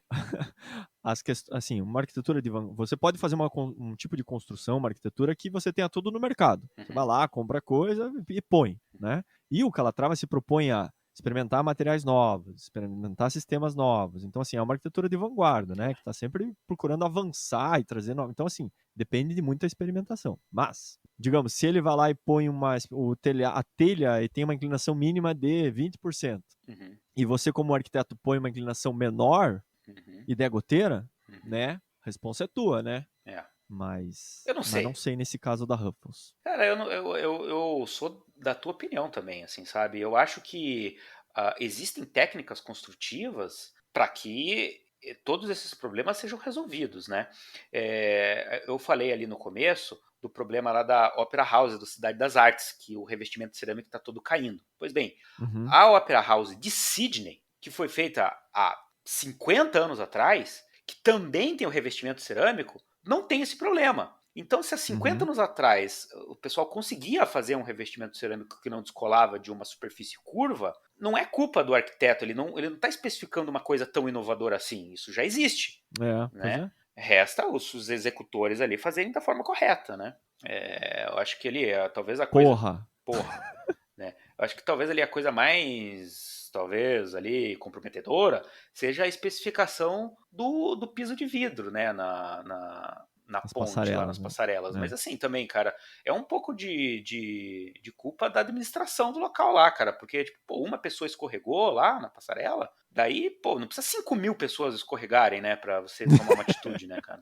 Fecha a É passarela, que- fala com o arquiteto lá, adesiva ela, a passarela, não sei também. Tipo, existem outras passarelas de vidro que ficam ao ar livre também, e não é um problema, né? Então é. sei lá, a gente não tem, como eu falei, não tem instrumentos aqui, informações necessárias para ver o que tá acontecendo. Vai que o Calatrava é um babaca, né? Tipo, Tá, ligam também, pro cara pode lá, ele ser. manda tomar no cu, e, né? Tipo, a galera fica com raiva e vai em cima, né? É. Mas ele Porque. diga. Não, só eu lembrei, por exemplo, o Frank Gehry, quando fez o Walt Disney Concert Hall, deu muito problema de reflexão, né? Uhum. E que começou a esquentar a vizinhança e tal. E aí, tipo, acionaram o arquiteto de novo e falou, cara, você tem que pensar uma outra solução. E daí ele fez estudos e falou, a gente pode jatear lá, não sei o quê. Daí, tipo, resolveu, sabe?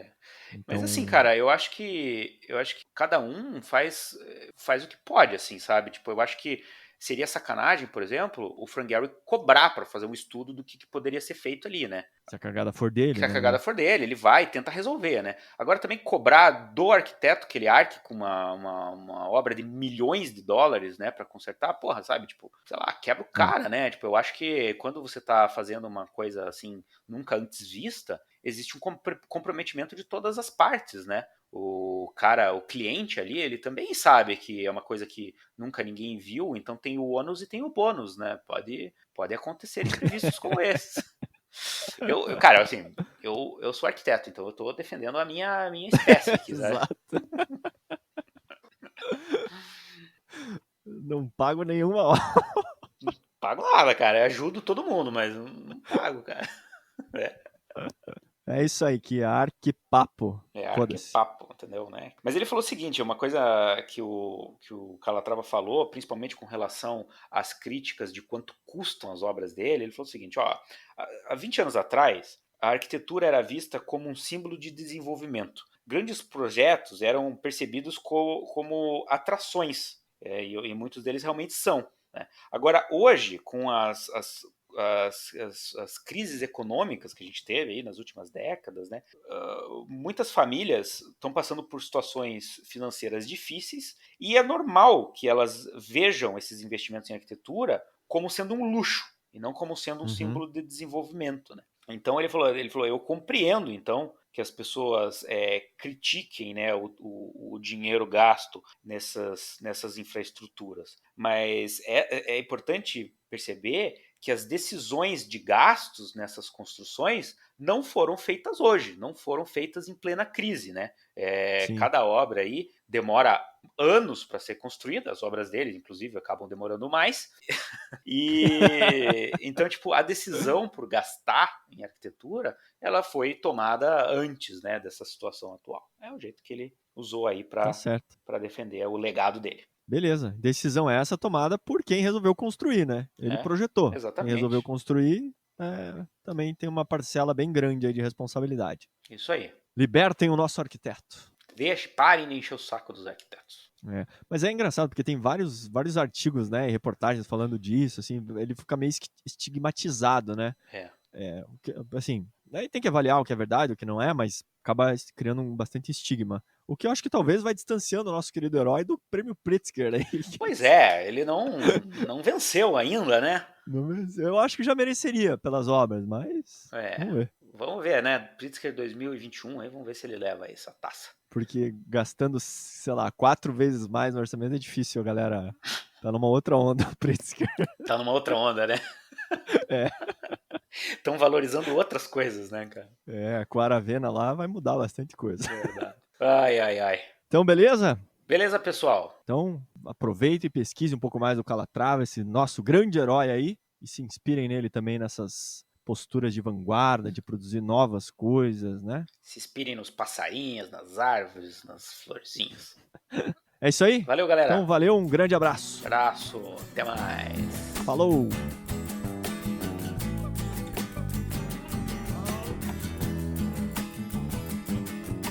Então vamos às leituras dos comentários. Pô, legal. Então olha só. Quem que falou com a gente aí? Olha, o Fernando Santos falou com a gente. Ele escreveu o seguinte, ó. Ao 40º episódio, sonhei nessa madrugada que dei um play em um vídeo do canal de vocês e vocês estavam presentes, falando no estúdio e tal. Pareciam uma banda indie de pop rock norueguês. Caralho! Cara, que específico, né? Uhum. Pop rock norueguês, caralho. Não tenho a menor ideia de como vocês sejam na realidade, mas eu imagino a Renata como uma Katrine Stenbeck, vocalista da banda Calandra. Pera aí, vamos dar uma olhada aqui, Gabriel. Fiquei curioso agora aqui. Stenbeck, vamos ver aqui. Catrine... Não, E aí? não é parecida. Parece? Não é Não? parecida. Tá. Inclusive, recomendo, olha, eu vou anotar aqui, inclusive, ó, a banda Calandra. Vamos colocar no nosso Spotify. Olha aí, entre um episódio e outro dá pra ouvir esse Calandra. Você conhece essa banda, não? Não. Também não, mas eu tô precisando ouvir coisas novas, então eu vou experimentar. Boa, aguça a nossa criatividade. Ó, o Kazu, penso como um gamer descolado e mochileiro. Olha só. Cara, o Kazu, você não joga videogame, né? Não. Mas eu sou descolado e mochileiro. É verdade. Já o Gabriel, olha Ó, lá, vamos ver agora. Vamos ver. eu imagino como um cara muito forte. Será que é isso que ele escreveu, Vamos ver Gabriel? lá. O Gabriel, eu imagino ele sendo um apresentador de programas infantis, pois tem uma Nossa. voz e um jeito de falar muito simpáticos. Aí, ó, gostei, cara. Sério, cara? Eu pareço ser simpático mesmo, né? Parece. Só parece. Parece. Mas é que é o seguinte, é que o programa infantil aí que é complicado, né? Ah, É porque o Gabriel que é apresentado aí no podcast é um Gabriel editado, né? Porque se fosse o censurado, Gabriel né? é, se fosse o Gabriel no ao vivo, seria boicotado pelos programas infantis. A não ser que a gente estivesse nos anos 80, né? Onde o Sérgio Malandro participava de programas Ah, é infantis e verdade. tal. Tinha a banheira do Gugu, né? É Tinha um monte de isso. coisa aí. Mas olha só, Fernando, se você seguir a gente no Instagram, tem fotos nossas lá. Você vai poder se decepcionar à vontade, tá? Ou mantenha, né, essa imagem. Eu gostei da criatividade dele. Nem veja, cara. Mas siga a gente no Não, Instagram. siga lá. Então eu vou ler a mensagem aqui, ó, do Hugo Prado. Opa, o que o Hugo mandou? Ele falou assim, ó, que bate-papo legal de vocês. O conteúdo foi super interessante e a passagem de um assunto por outro com uma música foi sensacional. Parabéns. Cara, trilha sonora de Diego Raimundo. Procura lá. É, grande Diego, nosso artista parceiro aí das músicas. Isso aí. Canta um trechinho, Gabriel. É sempre a mesma história de sempre que não. Beleza, mudou. valeu. E eu vou ler outro aqui, ó, do Sanderson Rocha. Opa. Olá, tudo bem? Tudo bem. Tudo bem. O meu nome é Sanderson Rocha. Sou arquiteto e contribuinte de vocês. Yeah! Isso Não- aí, Sanderson. Grande abraço! Não sei em que momento da pandemia eu comecei a ouvir o podcast, mas desde que encontrei vocês eu me senti muito mais animado em estar sempre me aprimorando no tema. Eu tinha tido alguma dificuldade em imaginar algumas obras que vocês citam durante o podcast. Por mais que vocês expliquem a obra praticamente inteira, mas isso faz com que eu sempre prefira ouvir o podcast enquanto estou na frente do PC, para poder ir pesquisando sobre as obras e compreendendo melhor todo o contexto. A dica é a seguinte, não sei se funciona ou se é viável, vamos lá. Já que vocês fazem toda a pesquisa para falarem sobre o tema, poderiam criar um local com links, imagens, referências, o que vocês quiserem, Olha sobre o só. material que vocês estão falando. Assim a gente não precisaria ficar procurando. Obrigado pelo excelente trabalho oferecido. Parabéns. Sanderson, então, foi você que nos deu essa grande ideia. Olha aí. E você, como você é nosso contribuinte lá no PicPay, você já recebeu um conteúdo aí com todas as imagens que a gente comentou nesse episódio do Calatrava. Que beleza, né? Vai facilitar bastante aí o entendimento de algumas obras, hein? Cara, obrigado por dar essa ideia e a gente tá sempre aberto aí às opiniões aí da galera, feedback de vocês, é muito importante pra gente. Massa, valeu! Leonardo Nunes. Então, sobre os episódios técnicos da Bernec, ele fala aqui, ó, eu trabalho na Italínia e essa é uma dúvida frequente dos clientes, essa dúvida de qual que é a diferença do MDP, do MDF, né? Então olha só que legal. Verdade. Bateu tudo certinho com os nossos treinamentos. Que bom, hein? Ufa! Parabéns, ótimos conteúdos. Legal, Leonardo, que bom que acho que a gente realmente está fazendo um conteúdo aí para ajudar os arquitetos a entenderem mais essas especificidades dos materiais e das tecnologias aí que estão no mercado, né? Muito legal. Esse é o grande objetivo desses episódios técnicos, né? Então, que bom que foi proveitoso para você, hein? Legal, valeu, pessoal. E vamos agradecer então os nossos contribuintes do PicPay? Vamos lá! Vou começar aqui então pela Isis Grande, Maria Júlia César, Sanderson Rocha, Fernanda Floriani, Fernando Ferrarese, Sofia Martins, Maiara Barbosa, Elder Makishi, Nathalie Ayala, Lauren Baldinazzi, Marcelo Marcos, Rodrigo Sorgato, Bárbara de Supoio, Augusto Alvarenga, Aline Damori, Cíntia Cassaro, Marcelo Henrique, Ana Caroline Gonçalves, Amélia Saqui, Leandro Dias, Marcelo Marcos, Charião de Souza, Alberto Valadares, Leonardo Castilho, Natália Minkov Costa, Luísa Alfenas, Fernanda Rusa, Bruna Serrone, Raíssa Holanda, Rafael Rosa, Fernando Becker, Marcone Silva, Paula Dias, Guilherme Yuki, Júlia Carneiro, Nélio Santos, André Oliveira, Ariane Aleixo, Thaís Vaiks Noras, Francis Ivamura, Alfredo Andreasa, Karine Rigo e Marina Potenciano. Obrigado, pessoal. E para quem quer contribuir com o Arquipapo no PicPay, é só procurar a gente lá no aplicativo do PicPay, Arquipapo. Maravilha! Então é isso. Se você quiser entrar em contato com o Arquipapo, você pode mandar um e-mail para a gente no contato@arquipapo.com.br. Você também pode entrar em contato com a gente pelas nossas redes sociais, tanto no Facebook quanto no Instagram, pelo @arquipapo. Lembrando que no Facebook a gente tem o grupo fechado lá, que é só procurar pelo Arquipapo. Entra lá que a gente autoriza você a participar lá, onde a gente tem conversado bem de pertinho com todo mundo. Beleza. Já tá com quase 4.000 integrantes lá, Gabriel. Nossa, bicho. Uma comunidade. Tá explodindo o grupo lá. Isso aí. Se você quiser nos acompanhar também, estamos no YouTube, no LinkedIn e onde mais você quiser, é só procurar pelo @arquipapo. Segue a gente lá, pessoal. Maravilha, então um grande abraço e até a próxima. Até a próxima. Falou. Valeu, falou.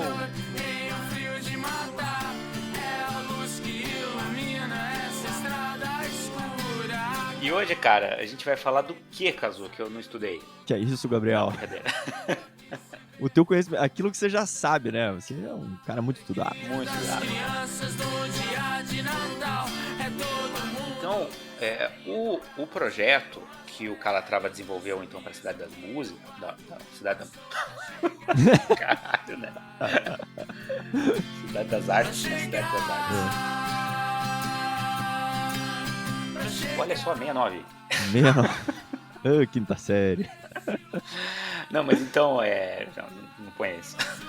Vamos botar. Não. Tá.